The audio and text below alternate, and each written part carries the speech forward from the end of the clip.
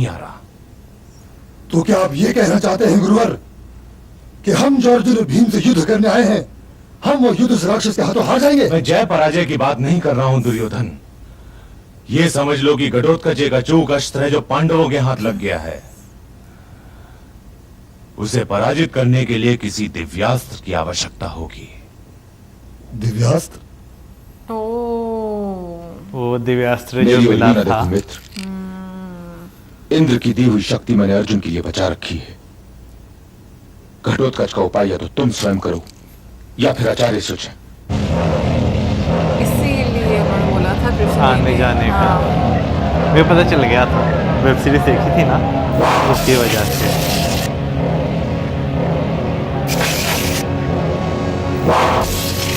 उनके लिए तो दान में मारने वाली दीदी है।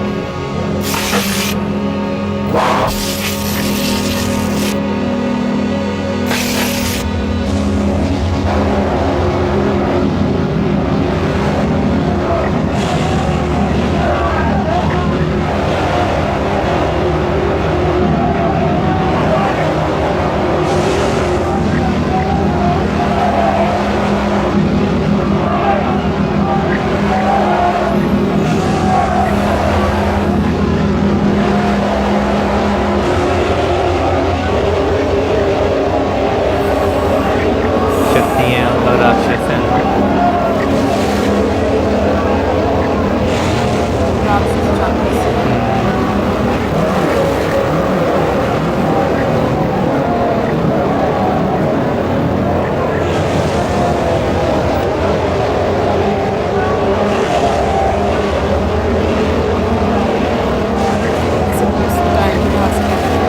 हाँ,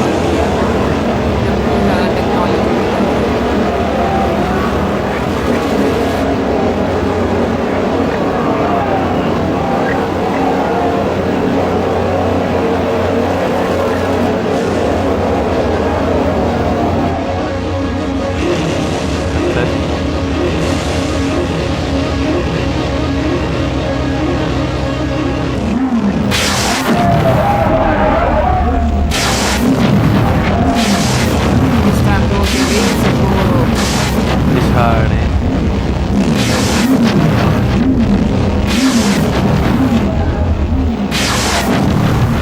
एक डोज से सबसे भारी।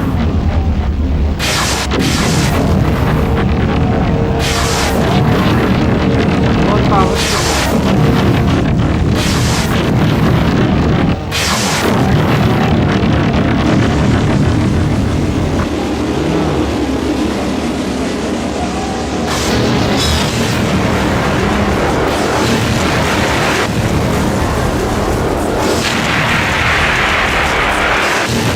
सारा काम जो है वो जल्दी करेंगे। जो बाकी सेना में निकालते हैं। हाँ, अब मैं लगता है मजबूरी में करण को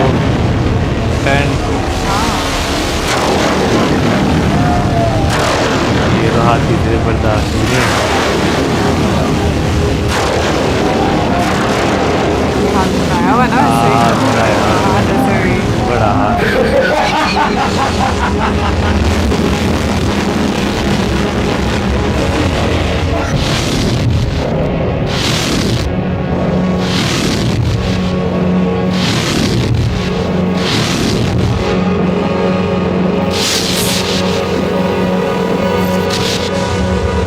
अब मजबूरी में चलाना पड़ेगा।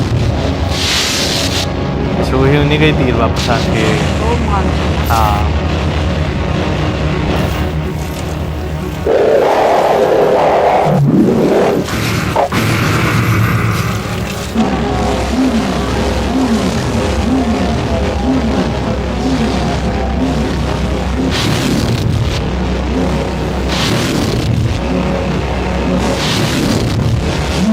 दुर्योधन को बंदी बना लेना चाहिए था। युद्ध खत्म।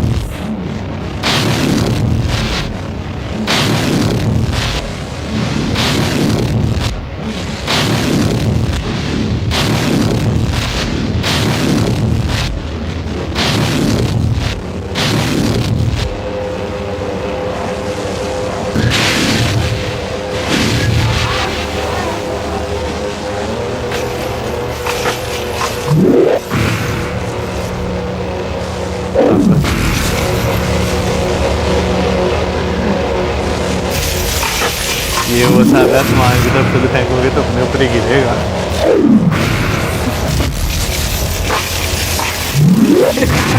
ऐसे गुस्सा नहीं है मैं तो ज्यादा रहा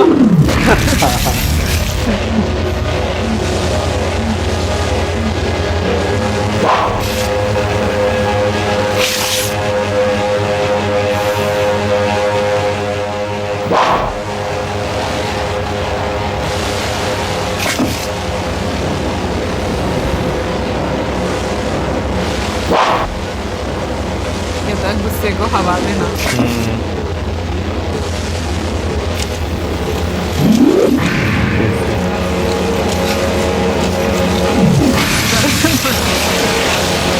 दिमाग इतना खराब है ना। ज़्यादा इसमें तो है।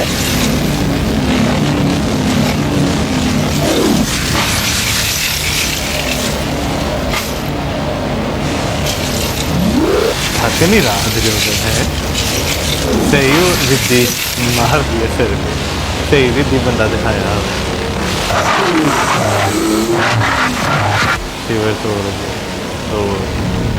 क्या कहते हैं हार गया। सेना विभाग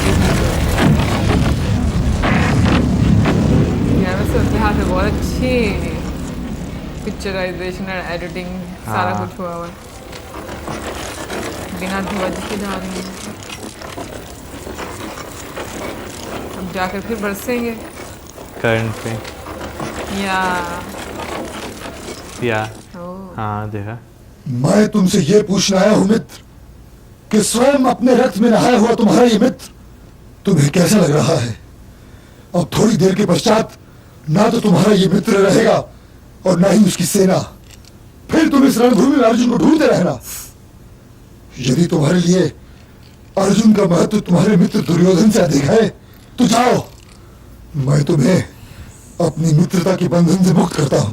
ऐसा ना कहो मित्र, ऐसा ना कहो। चलाने लगे उनके व्यस्त। ऐसे बुद्धि वाला जो बंदा होता है ना हर काम जबरदस्ती करवाने वाला वो काम है मुश्किल नहीं होता।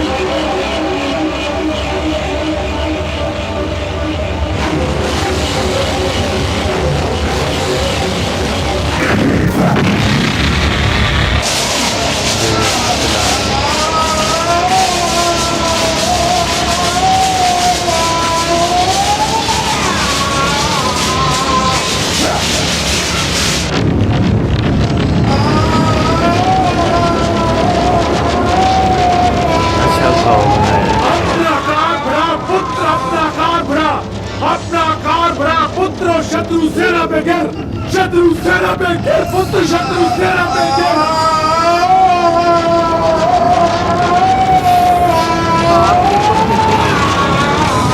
हिम्मत वाला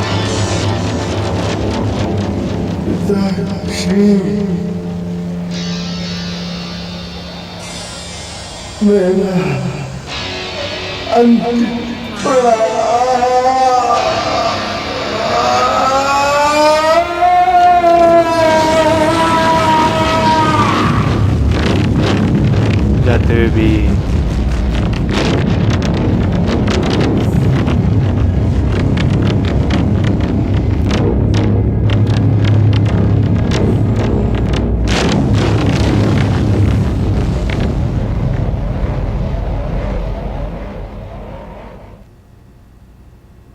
खुश हो गए।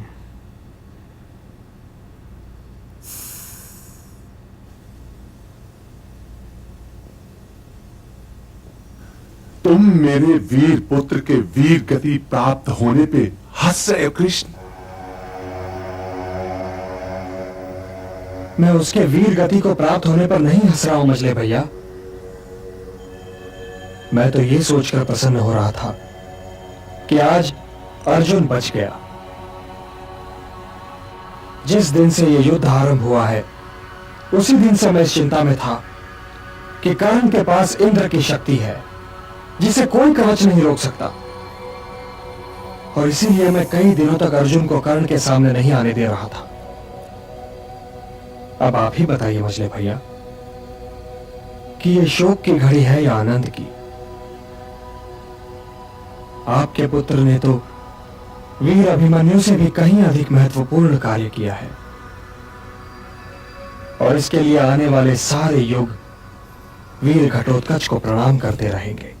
भाई वेब सीरीज़ में भी हमने जो है ये चीज़ें देखी थी कि घटोत्कच जो हैं उनकी वजह से जो कौरव सेना थी काफ़ी ज़्यादा उनका जो है वो नुकसान जो है वो हो रहा था, ऐसा नुकसान जो कि नाकाबिले बर्दाश्त था। और वो जो कृष्ण जी ने बात की ना वहाँ पर कि भाई आना और जाना सही टाइम पर, ये बहुत ज़्यादा इम्पोर्टेंट है, क्योंकि अगर देखा जाए तो उनका आना जो है ना एक तरह से अर्जुन के लिए जो है ना वो जीवन दान था, क्योंकि वो दिव्यास्त्र जो है अगर अर्जुन पे इस्तेमाल होता तो फिर जंग का एक रिज़ल्ट कुछ और होता, लेकिन जो है वो उनके लिए था। बेसिकली जो दिव्यास्त्र था ना वो घटोत्कच के लिए था। और मैं कहूँगी कि नो डाउट घटोत्कच जितना पावरफुल दिखाया गया है इस मतलब पूरे एपिसोड में, तो एक जिस मतलब इम्पोर्टेंस पता चलती है हर योद्धा की कि वो किस तरीके से किस पर कितना भारी पड़ता है। True. और जो आपकी शक्तियाँ होती हैं आप किस तरह से उनका इस्तेमाल कर सकते हो। और इवन के घटोत्कच को देखकर ये भी मतलब एक लेसन मिलता है कि अगर ज़रूरी नहीं है कि अगर आप नेगेटिव लोगों के बीच में पैदा हुए हो, यानी कि आपके घर का माहौल सारा नेगेटिव है, तो आप भी वैसे ही रहें और उन पर आप ब्लेम करना शुरू कर दें। आप उस सिचुएशन में से खुद को निकाल सकते हो। जैसे उनकी माताश्री ने भीम से शादी की और फिर उसके बाद जैसे उन्होंने परवरिश की। इवन कि मुझे वो मूवी याद आ रही थी, प्रहलाद जी वाली मूवी जो है वो भी याद आ रही थी एनिमेटेड फॉर्म में, क्योंकि वो भी असुर जाति से थे। बाकी मैं कहूँगी कि अगर माताओं के अलावा मुझे कोई सबसे ज़्यादा धर्म संकट में लगता है ना, तो वो मुझे धर्मराज लगते हैं, क्योंकि वो हर जगह पर इतने अच्छे स्वभाव के साथ, हालांकि उन्होंने भी गलतियाँ की हैं पास में, लेकिन वो हर चीज़ को एक्सेप्ट करते हैं। और जिस तरीके से वो बात बोलते भी हैं ना, वो इतना धीमा स्वभाव है उनका ना कि बहुत अच्छा लगता है। हालांकि बाकी सारे भाइयों में एक आपको अग्रेशन नज़र आता है जो कि डिफरेंट तरह का, भीम में अलग तरह से आता है, अर्जुन में अलग तरह से आता है, नकुल सहदेव में अलग तरह से आता है, लेकिन धर्मराज वाकई में ऐसे लगता है जैसे ना आपके ज़ख्मों पे कोई मरहम लगा देता है। मतलब हाँ, कुछ सिचुएशन ऐसी रही है कि उन पर गुस्सा आया है, बट ऐसा है कि मैं कहूँगी कि फिर भी इस तरह का स्वभाव बहुत ही, मुझे लगता है कि उनके लिए भी बड़ा मुश्किल हो जाता है जब वो माताओं की और भाइयों की बात सुनते हैं। यार ये है कि आप जो है ना जब इस तरह की सिचुएशन में होते हैं ना, जहाँ पर लाजमी बात है, क्योंकि जब वो गंधारी जी का आशीर्वाद लेने आए थे तो पीछे उनके खड़े हुए थे, तो उनके फेशियल एक्सप्रेशन आपको इस तरह के नज़र आ रहे थे जैसे बहुत शर्मिंदा होता है ना इंसान, उस तरह के। क्योंकि जैसे उन्होंने पकड़ा भी था उनको। हाँ, क्योंकि 98 भाइयों का जो है वो वीर गति उनके प्राप्त हो गए हैं, बिल्कुल। और अभिमन्यु जो है वो भी, तो उनका शौक प्रकट करना भाई आसान ये चीज़ नहीं होती। अफसोस करना किसी के साथ, मुझे जो है ना अपनी ज़िंदगी का सबसे मुश्किल तरीन जो है वो ये काम जो है वो लगता है कि आप अगले बंदे को क्या दिलासा दें, क्या तसल्ली दें। तो वो वाकई उनके लिए एक मुश्किल है, फिर माताओं के लिए बहुत मुश्किल है कि भाई, क्योंकि अगर देखा जाए तो एक ही दरख्त की दो शाखें जो हैं वो आपस में लड़ रही हैं, तो किसको कहें भाई तू जीत, किसको कहें तू हार, ठीक है ना। ये भी माताओं के लिए बहुत मुश्किल है। खैर उसके बाद वो जब वहाँ पर गए, भीष्म पितामह के पास गए, तो वहाँ पे जो एक कन्वर्सेशन हो रही थी ना, मुझे उस कन्वर्सेशन ने काफ़ी ज़्यादा भावुक किया है। अच्छा, वैसे वहाँ पर मुझे गांधारी जी की जो स्टेटमेंट थी ना, वो मुझे सही नहीं लगी इस वजह से, क्योंकि वो ये कह रही थी ना कि अगर कृष्ण जी चाहते तो वो मतलब रोक सकते थे। अब वहाँ पर ना ममता वाला भाव आपको नजर आता है, ठीक है ना। नो डाउट वो रोक सकते थे, उन्होंने बहुत ज़्यादा प्रयत्न भी किया इस चीज़ का, ठीक है। उनको भी समझ आती है, क्योंकि वो भी शिव भक्त रही हैं, बहुत कॉन्शियस थी। लेकिन एक साइड ये भी देखनी चाहिए कि इतना फ्लेक्सिबल रह के, इतने ज़्यादा चांसेस देकर जो दुर्योधन है वो सुधरा, या वो सुधर सकता था, आने वाले टाइम में नहीं सुधर सकता था। सो बाय द एंड आपको कहीं पर तो फुल स्टॉप लगाना ही लगाना है ना। तो मुझे ऐसा लगता है कि कृष्ण जी को माफ़ ना करना, जैसे उन्होंने बोला, वो बात इसलिए मुझे थोड़ा सा लगा कि उसमें मुझे ममता वाला भाव ज़्यादा नज़र आया, और मुझे वो चीज़ कम नज़र आई कि अपने औलाद में जब हम देखते हैं ना कि उनमें ये गलतियाँ और उनको इसका दंड मिलना चाहिए, मुझे लगता है कि वो कहीं ना कहीं पर ना किसी एक को अगर समझाया हो ना तो बाकी सारे, जैसे 98 की मृत्यु हो गई, शायद वो बच जाते अगर एक दुर्योधन जो है ना उसको स्टार्टिंग में ही खत्म कर दिया जाता है। क्योंकि मुझे याद है जो विदुर थे उन्होंने ये बात बोली थी, खत्म बेशक ना करते लेकिन कंट्रोल करते। खत्म का मतलब सिर्फ जान से मारना नहीं होता, खत्म से मतलब होता है आप किसी को इतना पावरफुल होने ही ना दें। कि पावरफुल होने का मतलब ये नहीं होता कि आपने किसी को पैसा दे दिया, ये कर दिया, लेकिन आपने किसी को इतना स्पॉइल कर दिया है कि अब आप एंड पर कहते हैं कि भाई वो मेरे कंट्रोल में नहीं है, नहीं, आपने उसको कंट्रोल दिया है। सो आप कहीं ना कहीं पर अपनी गलतियां समझें, आप किसी को इतना पावरफुल कर रहे हैं। तो मेरा वो कॉन्टेक्स्ट में कहने का मतलब है। बाकी कमेंट सेक्शन में आप जरूर बताइए कि आपको क्या लगा आज की वीडियो में, और मिलेंगे नेक्स्ट वीडियो में। सब्सक्राइब करना, गुड बाय।